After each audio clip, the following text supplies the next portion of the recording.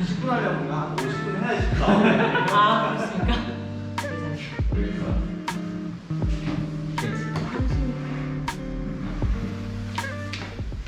네, 안녕하세요. 저는 용인에서 건축을 하고 있는 최수장이라고 합니다. 안녕하세요. 저는 서울 용산에서 건축사무소 하고 있는 안 소장이라고 합니다. 안녕하세요. 저는 서울 망원에서 사무소 하고 있는 이 소장이라고 합니다. 안녕하세요. 저는 경기도 화성에서 사무소 하고 있는 김 소장이라고 합니다. 반갑습니다. 지금 저희가 오늘 첫 회의의 주제가 84제곱에 대한 아파트 주택 평면에 대해서 이야기를 하는 시간을 갖도록 시작했고요. 84제곱으로 시작한 이유는 현재 아파트에 나오는 많은 유닛들 중에서도 뭐 5구 타입, 84 타입, 다양한 타입들이 있는데 국민주택의 규모에서 저희가 84제곱을 보고 있어가지고 국내 신혼부부라든지 주택을 구입하시려는 분들은 84제곱에 대해서 굉장히 민감하게 지금 반응을 하고 계신 것 같아요. 다양한 84에 대한 그 타입들을 국내적인 거나 국외적인 것들을 좀 파악을 하고 좀 구체적으로 저희가 한 명의 건축주를 좀 타겟을 해서 계획안을 좀 보여드리는 자리를 만들었습니다. 처음에는 이 소장님이 준비하신 국내 84 타입부터 먼저 설명해 주시면 감사하겠습니다. 이게 이제 서울권에서 제일 많이 볼 수 있는 형태인 것 같아요. 여기에 이제 여기가 침실이 2개냐 하나냐의 차이이고, 들어왔을 때 현관이 이쪽에서 이쪽 방향에서 이쪽 방향 들어왔을 때 침실, 거실, 침실 이런 구성이고, 가운데 거실하고 이제 주방이 이렇게 마통풍으로 구성되어 있는 거, 보통 이거를 판상형 그리고 A 타입으로 많이 소개를 하는 거고요. 이제 이런 것들이 타워형이라고 하거나 이제 코너라고 해서 이제 이렇게 두 면이 개방되는, 이제 이쪽에서 코어가 조합돼서 들어와서, 여기도 이제 비슷하긴 해요. 방방 그다음에 거실, 침실인데 이거는 거실하고 주방이 조금 더 분리가 돼 있어서 이쪽으로 이 코너를 중심으로 해서 이 양면으로 환기가 될 수 있게 해놓은 구조이고, 이쪽으로 안방이 조금 분리가 돼 있는 형태인데, 이런 추세하고 맞물려서 요즘에 개발되고 있는 이런 평면들이 있어요. 이거는 SH에서 제공한 자료 중에 일부 소개가 돼 있는 평면들인데, 여러 가지 컨셉으로 평면을 개발한 거예요. 그래서 공공임대주택 평면에 대해서 이제 사람들의 다양한 니즈를 좀 반영해서 가변성을 어떻게 가져갈 수 있는지를 보여주는 평면인데, 이거는 포베이로 구성이 되어 있는데요. 근데 조금 특징적인 거는 여기에 다용도실하고 화장실하고 이런 식으로 출입이 조금 될 수 있게 돼 있는 거랑, 여기 보시면 여기 좀 벽이 두껍게 돼 있잖아요. 기본적으로는 거의 이제 벽식 구조다 보니까 사실상 장스팬을 만드는 게 조금 한계가 있다 보니까 이런 식으로 가운데 기둥 대신에 조금 힘을 받을 수 있는 내력벽들을 이런 벽을 두든 세로 벽을 두든 하는 방식이 있고, 대림에서 이제 이런 비슷한 형식으로 여기를 구조체로 두고 나머지를 비내력으로 가변적으로 가져갈 수 있게 C2 하우스라는 거를 개발해서 분양하는 평면들을 적용하기도 하더라고요. 이렇게 좀 방에 조금 옵션이 많을 때 가변적으로 통합해서 쓸 수 있는 거를 하나 특화해서 보여주고 있고, 이런 것도 이제 비슷하게 여기서 여기까지 사실 꽤 장스팬이거든요. 7m가 넘어가는 구조인데 안에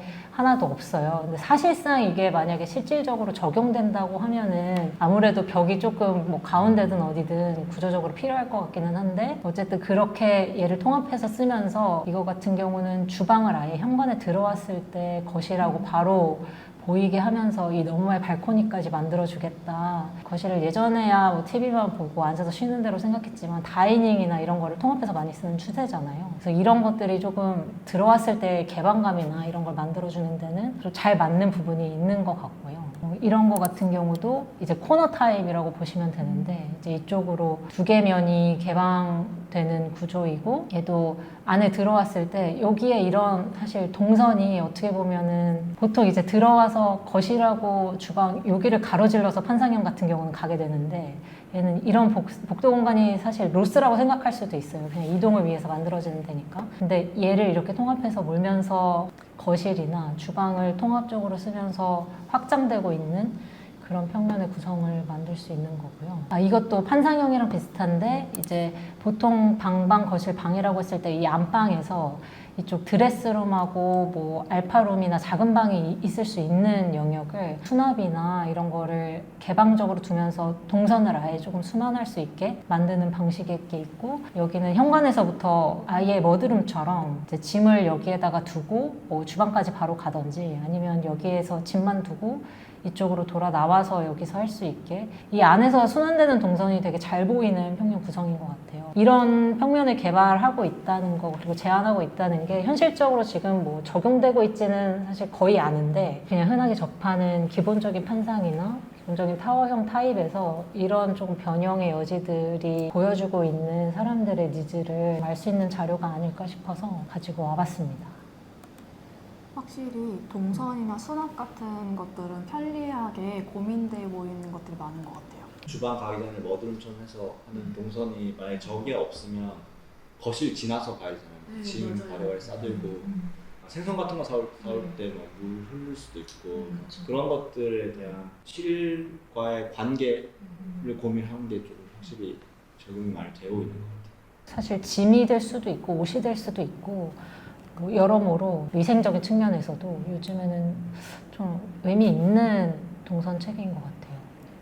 저희 보통 평면들은 사실 안방에서도 안방, 드레스룸, 화장실 이렇게 하나로 묶여 있는데 그게 그냥 하나로 솔리드하게 묶여 있고 안방으로만 출입을 하잖아요. 근데 여기서는 아예 드레스룸 활용해가지고 문을 열어두니까 훨씬 동선이 효율적인 것들이 보이는 것 같긴 하거든요. 주택을 한번 검토를 했었을 때 거기는 이 드레스룸에 대해서 사실 나머지 방들은 기본적으로 다 이렇게 그 가구를 안에 짜야 되잖아요.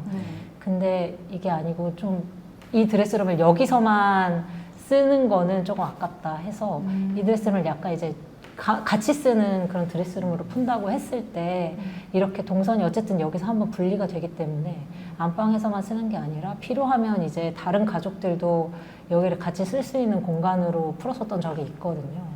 주택이나 이런 거에서는 충분히 사실 고려해봄직한, 요즘에는 이런 수납 공간이 아무래도 귀하니까요. 저 순환 동선 만들 때 드레스룸이나 알파룸 있는 쪽 순환 동선 있잖아요. 네. 저거 사실 동선이라 생각하면 복도라고 생각하고 그거 다 로스라고 생각하기가 쉽잖아요. 근데 어쨌든 드레스룸 옷장 앞에도 공간이 있어야 되고 어쨌든 그 저 복도 공간을 동선이면서 어떨 때는 실의 어떤 기능적인 측면을 해결하게 해준다고 하면 로스 없이 쓸 수 있을 것 같아요.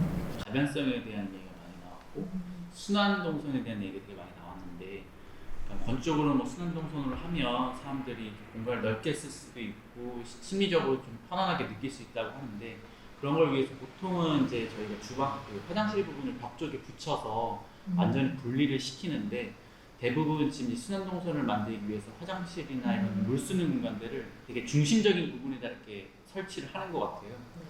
요거 같은 경우도 이제 화장실을 중심으로 주변을 돌 수 있는 공간이 만들어졌고, 요 앞에 있는 그 유닛 같은 경우들도 순환 동선 같은 경우들은 대부분 이런 것도 네.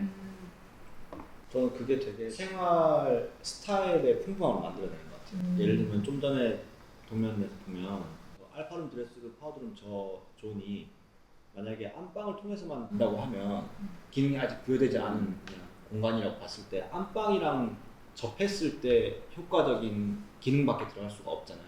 근데 주방이랑도 연계가 되니까 다양한 라이프 스타일에 대응할 수 있는 것 같아요. 이 평면들은 다 발코니 면적이 확장됐다고 보는 건가요? 네, 여기에 이렇게 점선이 발코니 확장선으로 보시면 되고, 보통 이제 발코니 끝선에서 1,500만큼은 거의 대부분은 다 확장해서 쓰는 추세인데, 서울시 같은 경우는 심의 기준이 있어서 70%까지밖에 확장을 못하는 걸로 알고 있고, 전체 발코니 면적에서요? 네, 그리고 만약에 이제 100%로 하기 위해서는 무슨 디자인 심의를 받으면은 이제 100%까지는 된대요. 근데 요즘에는 사실 거의 다 하는 추세라고는 하는 것 같아요. 발코니는 하나도 없이.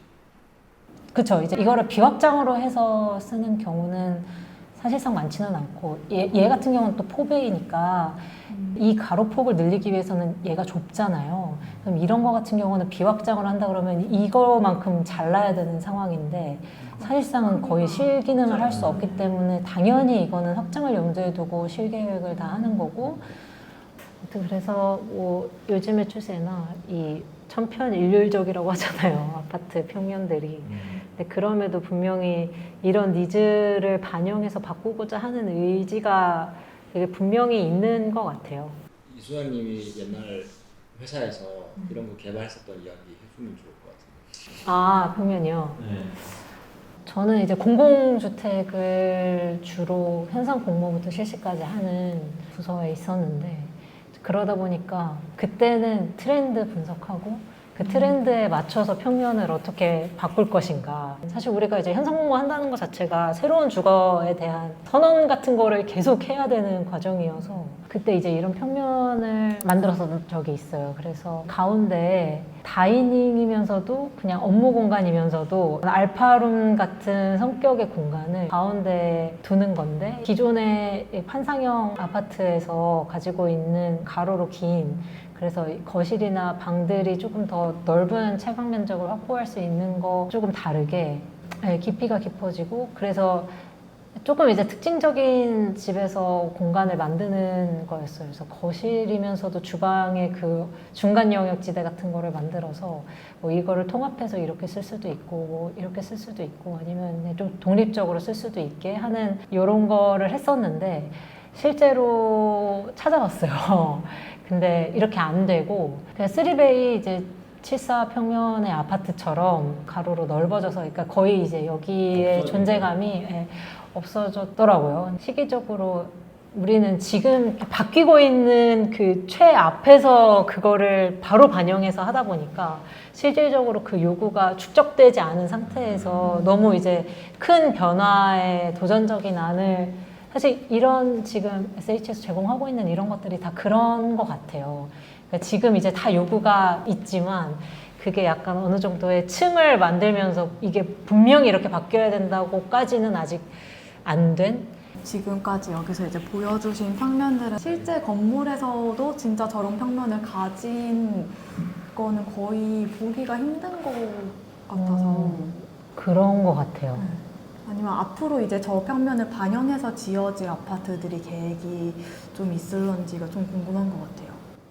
근데 분명히 바뀌기는 하지 않을까 싶고 조금 더 다양해지려는 시도는 있지 않을까 하는데, 민간보다는 아무래도 공공에서 좀 평면을 좀 개발하고 새로운 거를 제시하고 이러려는 의지가 있을 것 같고, 아무래도 이제 민간 아파트 같은 경우는 이미 브랜드만 가지고도 어느 정도 담보되는 것들이 있고 거기에 매뉴얼화 돼서 체계가 이미 잡혀 있는 거여서 사실 저런 도전이 없어도 브랜드를 가지고도 충분히 그 가치가 대변이 되니까.